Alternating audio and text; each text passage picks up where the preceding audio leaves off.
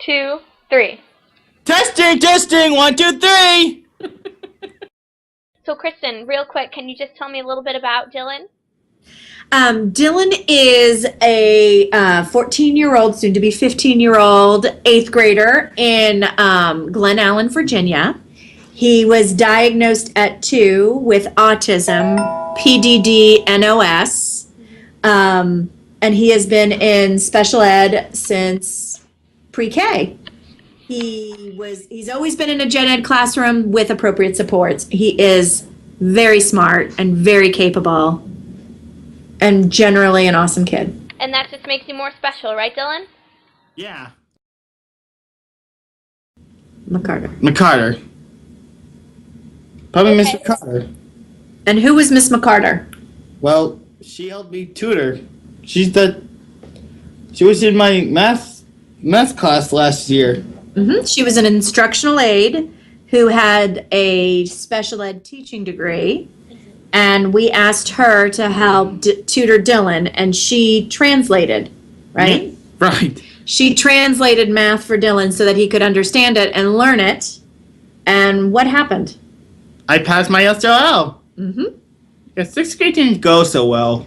Yeah, I think that was more the teachers than it was your ability. Because we kept asking them for help like Ms. McCarter gave you, but no one was helping.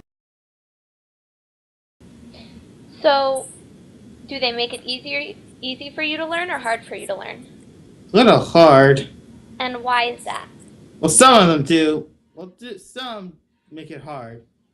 Okay. And because, well, they don't understand me. They don't listen. Yeah. So who are some friends your age who you think help you learn? Parker and Tyler from Virginia. Okay. So why do you think they help you? Because, well, they make things fun. They make things fun And they support me. and they support you. hmm So how do they support you? They make things a little less boring. A little less boring. That's a good way to be. hmm And if Dylan's bored, he's not learning. Pretty much, yeah.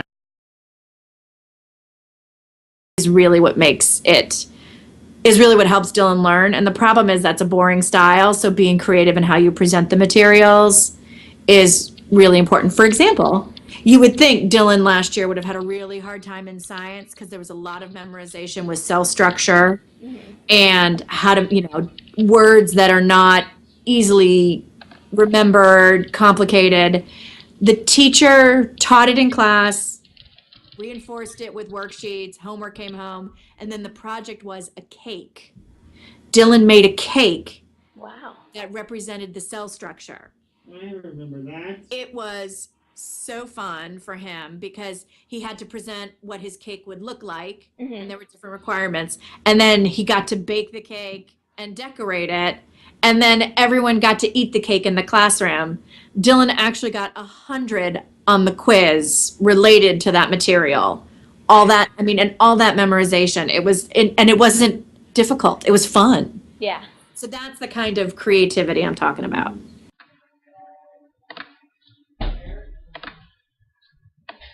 Education, therefore, must begin with a psychological insight into the child's capacities, interests, and habits, and must be controlled at every point by reference to these same considerations. Education suffers from narration sickness. I believe in this case John Dewey is correct.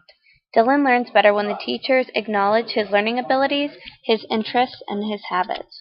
When he is bored, he doesn't learn as well, and this is where his friends help him. They keep it interesting for him and not boring. I believe the boring that Dylan references is narration sickness. We need to be competent citizens so we can teach students to be competent citizens. The courage you need is the courage to not excuse yourself too often for failing to do what needs doing, for pretending that bad practice, including your own, is good practice. The teachers who made Dylan's 6th grade year hard were not competent citizens. They did not have the courage to do what needed to be done. In this case, give Dylan the help he needed to succeed and make 6th grade a good year.